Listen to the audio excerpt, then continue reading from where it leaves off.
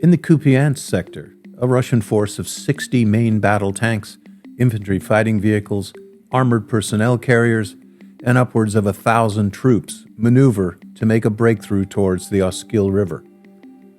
But a major Russian defeat is in the making. With superior numbers at the point of attack, what went wrong? Well, I'm Navy Seal Chuck Pfarrer, and this is the Kyiv Post's Point of Impact.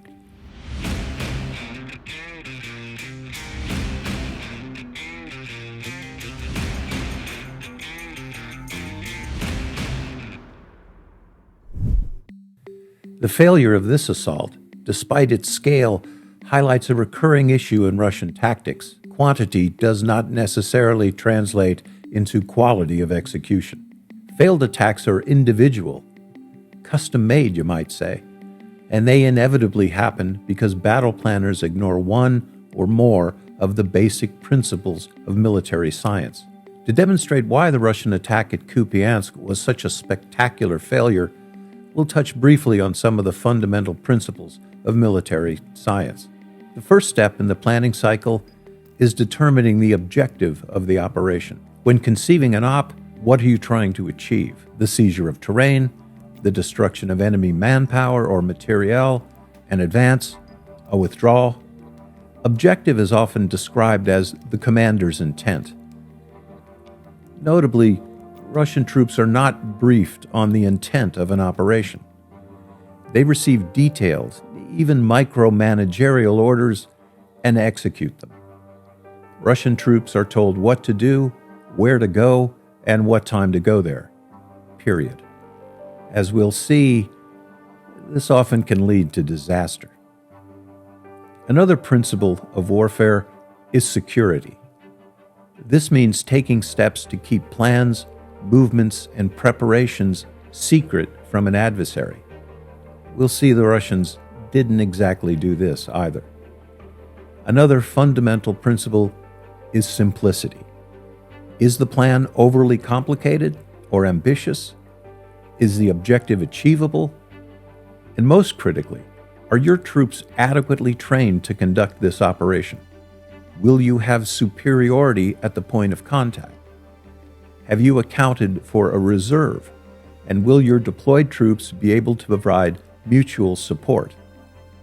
The Russian attack was comprised of 20 main battle tanks, 40 infantry fighting vehicles, and armored personnel carriers. This was a considerable force, analogous to an entire battalion. But as we'll see, it wasn't enough. Maneuver is another factor. How will the employed forces maneuver against the opponent? And when moving, will terrain be used to maximize cover and concealment? Will the timing and location of attacks be optimized by fast-moving elements? Which brings us to the final considerations, and maybe Russia's biggest downfall.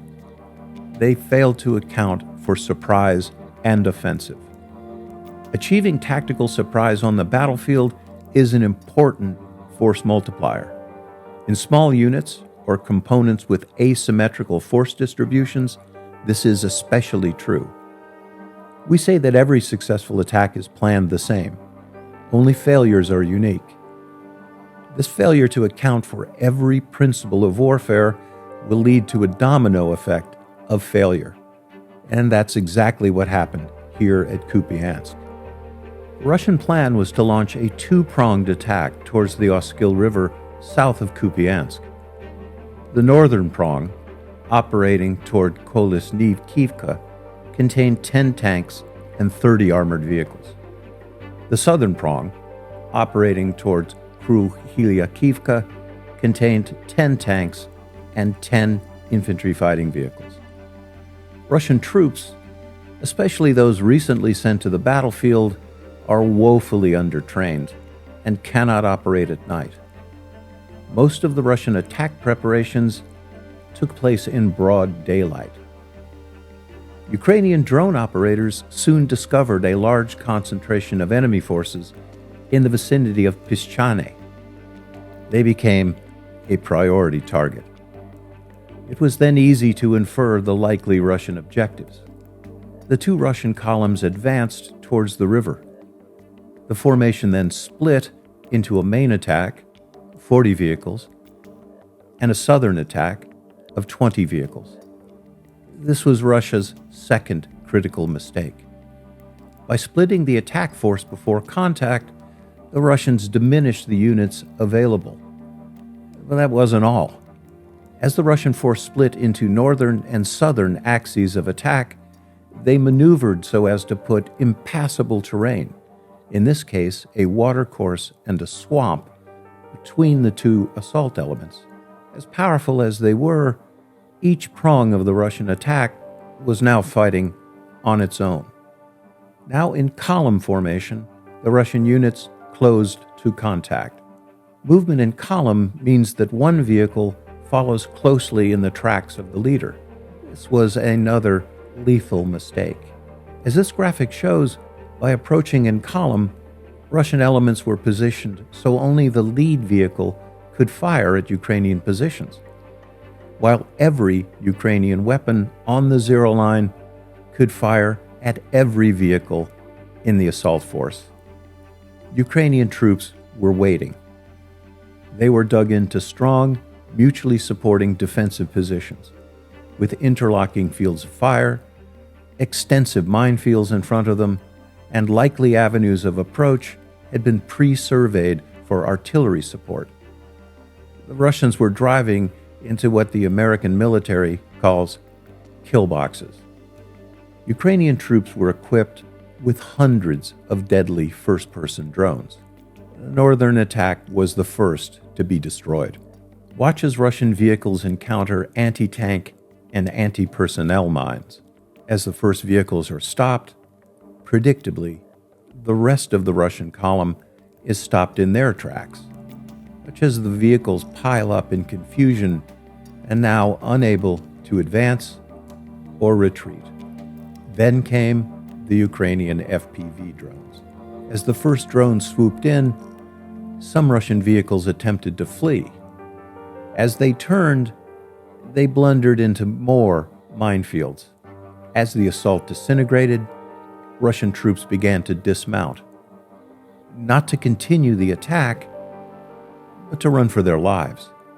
Troops and vehicles now found themselves bracketed by Ukrainian artillery.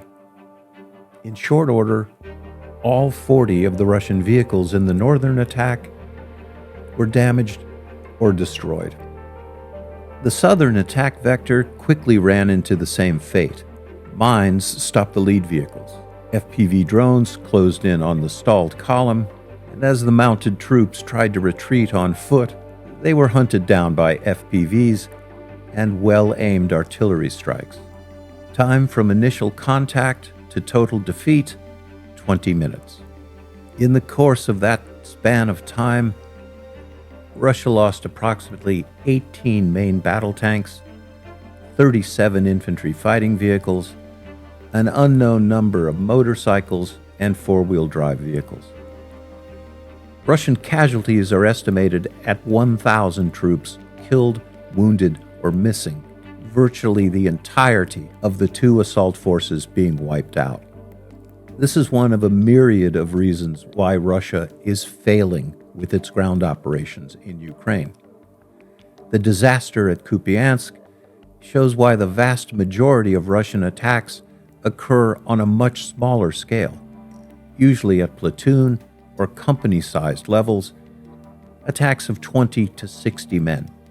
Russian military commanders have shown that they lack the training to direct the operations of larger forces. Other large-scale attacks previously conducted at Vuhledar, Kharkivka, and Kremenna, they also failed spectacularly. Military observers see these repeated failures as indicative of broader, systemic issues within the Russian military, including command and control, logistics, tactical ineptitude, and a lack of overall war strategy. We can expect only further degradations in Russian combat effectiveness. Russia's not going to win this, and they're not going to be winning many more battles. For the Kyiv Post, I'm Chuck Pfarrer, and I'll see you again at the point of impact.